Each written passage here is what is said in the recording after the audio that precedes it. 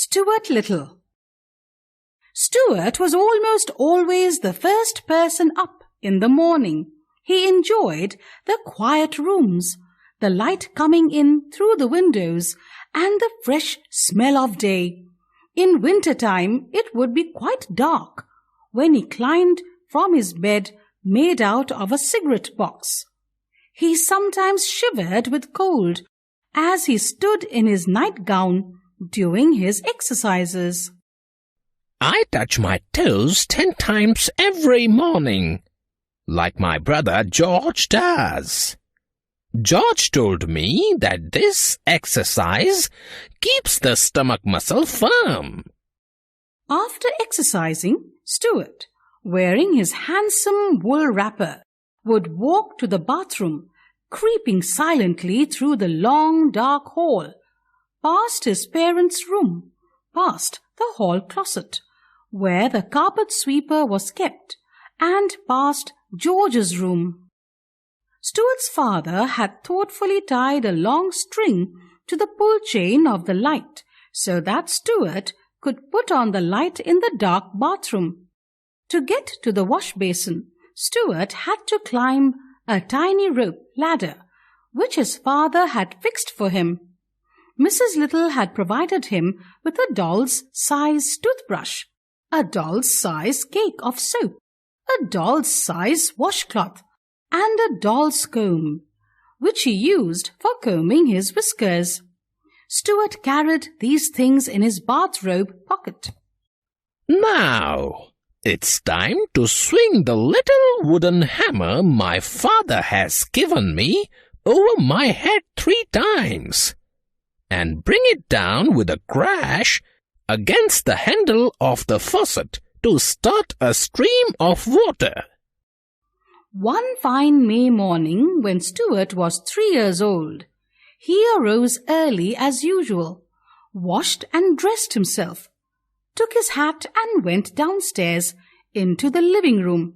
Nobody was around but Snowbell, Mrs. Little's white cat. Snowbell, another early riser, was lying on the rug in the middle of the room. "You have come down to exercise? I should think you'd get all the exercise you want up there in the bathroom, banging around, waking all the rest of us up, trying to get that water started so you can brush your teeth. Your teeth aren't really big enough to brush anyway. Want to see a good set?" Snowbell opened his mouth and showed 2 rows of gleaming white teeth, sharp as needles. But mine are all right too, even though they are small. As for exercise, I take all I can get. I bet my stomach muscles are firmer than yours. You are like iron bands. Watch, I am going to prove that you by doing something that you can never do. Stuart ran to the drawn window shade on the window with its shade cord and ring that looked like a trapeze. He ran and jumped onto the ring, the way acrobats do in a circus, trying to pull himself up. However, a surprising thing happened.